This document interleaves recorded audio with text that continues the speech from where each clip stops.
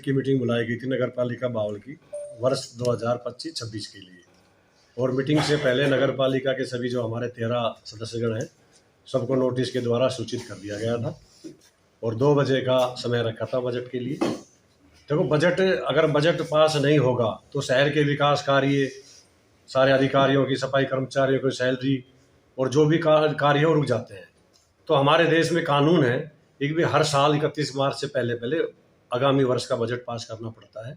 तो उस विषय में ही आज ये बैठक बुलाई गई थी। आज की बैठक में 3 पार्षदगण और नगर पालिका प्रधान जो हाजिर थे, वार्ड नंबर 5 से 14 सुखबीर सिंह और वार्ड नंबर 11 से श्रीमती किरण मेहंदी रत्ता और वार्ड नंबर 13 से भाई चौधरी वीरेंद्र सिंह और एज ए सदस्य भी होता है चेयरमैन, हम 4 यहाँ पे हाजिर थे।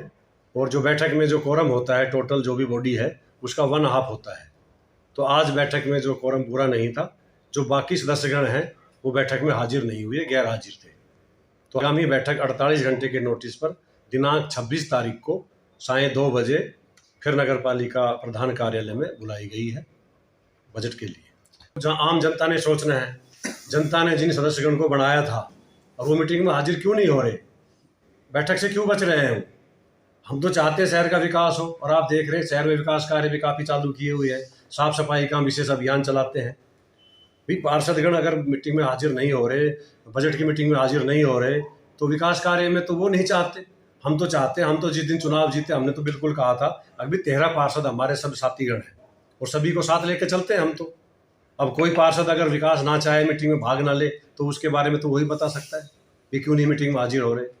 विकास कार्य बिना भेदभाव के करवाए जा रहे हैं, चारों तरफ शहर में कार्य चल रहे हैं, सारा बावल हमारा है, कोई वार्ड का तो यहाँ मतलब ही नहीं है।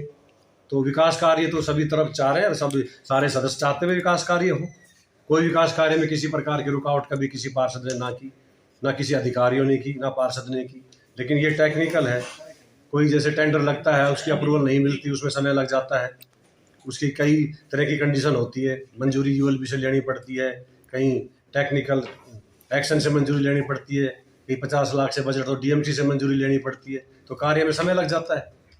लेकिन कार्य सब सारे वार्डों में, अब वार्ड नंबर 9 में 85 लाख का जोड़ का हमने कार्य शुरू किया था, लेकिन वहाँ कुछ लोगों ने अतिक्रमण किया हुआ है।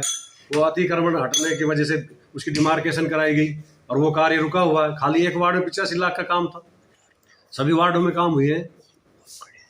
एक वो गुगावड़ा जोड़ का दिया गया है 68 लाख का, और वो यहाँ से जेई साहब के पोर्टल से, एमपी साहब के पोर्टल से, सेक्रेटरी साहब के पोर्टल से जा चुका है और वो उसकी टेक्निकल सैंक्शन होगी अभी एससी साहब से।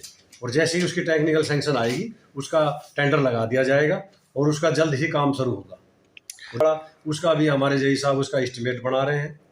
और जो दोनों हमारे चौक शिफ्ट होंगे, शहीद भगत राम और सर छोटू राम, इनका भी टेंडर 25 लाख रुपए का है, वो लगा दिया गया है।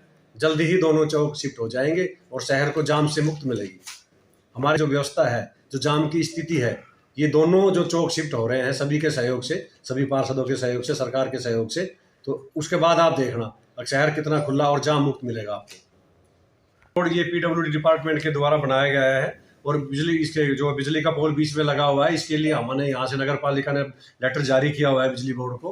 उनकी कुछ टर्म कंडीशन होती है, जैसे कंपनसेशन लेंगे या उसका कुछ पैसे भरवाएंगे जो असेस करके।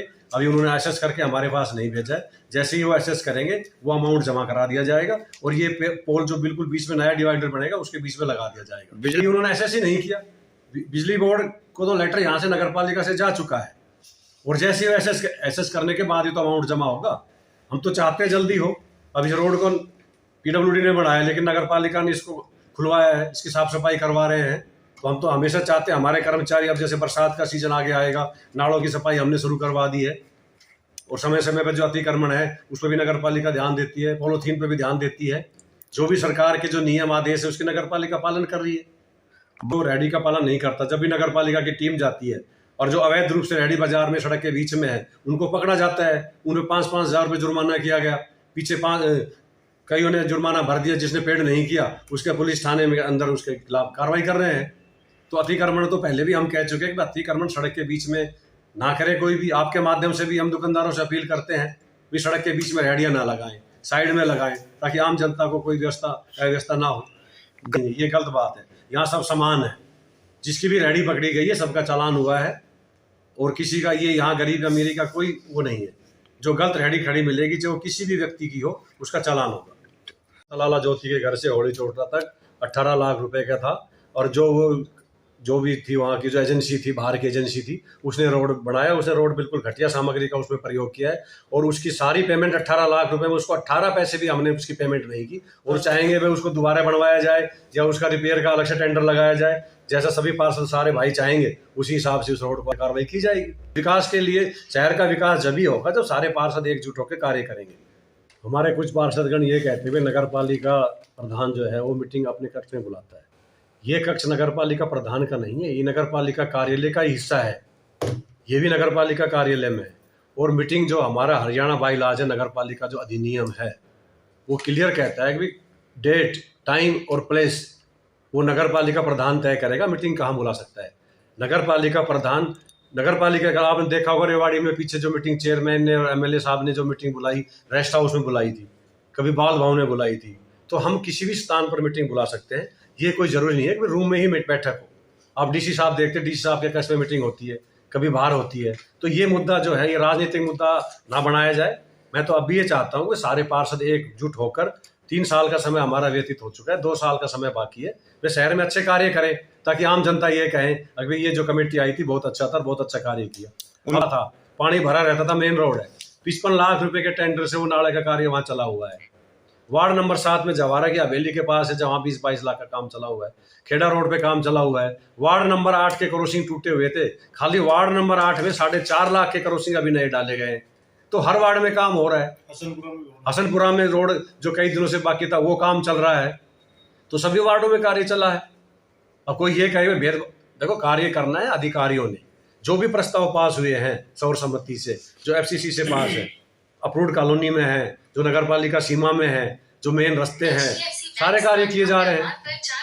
तो किसी पे ये लगाना कि भाई वो कार्य, भेदभाव से कोई कार्य नगर पालिका में ना कभी हुए हैं और ना भविष्य में होंगे। मेरे लिए जो 13 पार्षद है सब बराबर हैं, चाहे साथ मेरी विचारधारा से जुड़े या ना जुड़े, वो उनकी अपनी समझ है। लेकिन मेरा मकसद, और जो हमारे साथी 3 यहाँ बैठे हुए हैं, इन सबका मकसद ये है। वार्ड नंबर 13 में अभी 2 करोड़ और 38 लाख के जो अनअप्रूव्ड कॉलोनी थी उसका कार्य हुआ है। और वार्ड नंबर 13 में जो नेचाना रोड, जिसकी हालत बहुत खराब है, हमारी जो आगामी मीटिंग आएगी, हम चाहते हैं पीडब्ल्यूडी से उस रोड को नगर पालिका में लिया जाए, उसका सौंदर्यीकरण हो। स्ट्रीट लाइट का 280 पोल का टेंडर हमने लगाया हुआ है 99 लाख का। अब बावल शहर के जो भी बाहरी रोड है उन पर स्ट्रीट लाइट लगेंगी। तो ये तो सभी सदस्य चाहते हुए विकास हो। विकास को चाहता कौन नहीं है? विकास को तो वे लोग नहीं चाहते जो बैठक में हाजिर नहीं हो रहे और बेमतलब की बात करते हैं, झूठी शिकायत करते हैं। विकास तो हम चाहते हैं। हमारा मकसद, हम प्रधान थे या जब हम पार्षद थे, आगे ना भी रहेंगे तो शहर के विकास के लिए कार्य करेंगे, सभी वार्डों के लिए कार्य करेंगे, सामाजिक कार्य करेंगे। यहाँ कोई कार्य भेदभाव से नहीं होगा। सबको मिलकर, सबको साथ लेकर कार्य करेंगे।